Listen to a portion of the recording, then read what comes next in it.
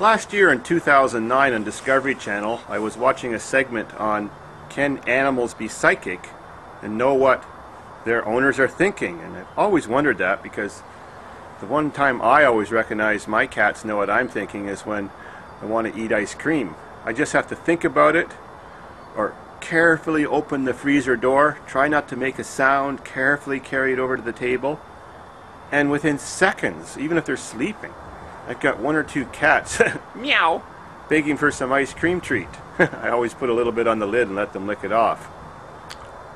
Well, the next thing that made me think about what I had just witnessed on Discovery Channel was 20 years ago when I was at my friend's house in Malta. That's an island in the Mediterranean. He had a pet budgie that was just in love with him. It would just do everything he asked. It could talk a little bit. It was so thrilled when he came home from work. Oh, my cats are psychic. Every time I come outside and talk, I get a kitty. Right? Hey, sweetie.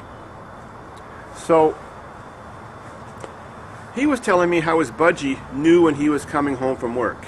Even when he was miles away from home. He just drove an ordinary escort car with a standard exhaust system. You couldn't hear it over the traffic or anything else like that. Well, it was true. I stayed there for a week. And every day for 5 to 10 minutes before he arrived in his driveway, this budgie went crazy. It was exactly on time every time. This budgie knew for sure when he was coming home. And he was locked inside of a home with the windows closed. So that's kind of like psychic too. But on Discovery Channel they had an African gray parrot. The ones that speak the best, probably one of the most intelligent birds in the world other than black crows. And this parrot was taught not just to speak English but to understand it and speak to you and converse and talk about things or describe things that it's seen. You know, you could show it something and it would always tell you exactly true what it was. It could do little math questions, it could sort things out, on and on. A very well trained bird. Well, this bird was noticed by a visitor a few times that it seemed to know ahead of time what its owner was doing when it was in another part of the house when the visitor was watching it. Like the bird was psychic. So they looked up on the internet and found someone, and this was in Britain or the UK or something like that, who was studying such a phenomenon. And that person came to this person's house and set up an experiment.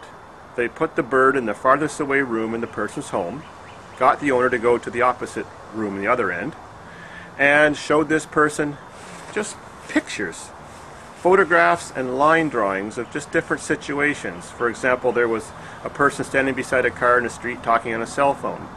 There was a nude loving couple walking in hands down a beach. There was just all kinds of just ordinary human situations or objects, and they showed this bird like many pictures.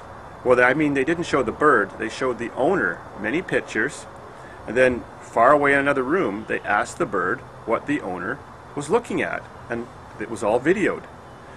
The bird got this right 60 to 70% of the time, describing in detail, like nude couple walking down the beach, man talking on cell phone, stuff like that. The bird described it perfectly in English. I was convinced. Now, I always raised a person being very logical that this isn't logical. How can someone be psychic? Is there electromagnetic energy radiating from our minds? Well, our minds do work with chemicals and electromagnetic energy, or electrical energy anyways. That's how all our nerves fire and our synapses work. So now I'm wondering, how far can this travel? Who can pick up on us? Can God read our thoughts? Stuff like that? Can children read parents' thoughts? I've always wondered this with dogs. I do a lot of service calls in the evenings and go to very many people's homes and meet all kinds of dogs. And I've always believed that dogs can sense fear. I don't know if it's you're giving off the scent of adrenaline or they're reading your mind, but I never show any fear, and the dogs usually quickly back away. And people who show fear, the dog is right up there, yap, yap, yap, and driving them crazy and scaring them more. So I hope there's more research done on this. It's just incredible. It opens up unlimited possibilities for what could be real. I really don't want to believe it, but I have a couple more examples.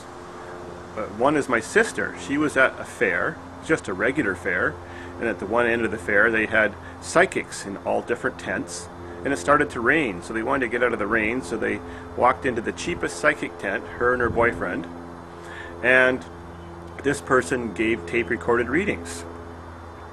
This person didn't know anything about my sister. This was just the cheapest tent. And this person made a very interesting tape. I got to hear it. It was like her lover wrote this, or it was like her lover was asking the questions, or her brother or someone in the family. No one could have known such personal things about her. It was incredible. I heard the tape. It was like her boyfriend made him shut the tape recorder off because there was things about him on there, and he was getting very embarrassed. There was another situation where I was just sort of fooling around with an older woman, having a sort of a summer love affair. Didn't really like her that much. She was a lot of fun, but she smoked, and that kind of turned me off.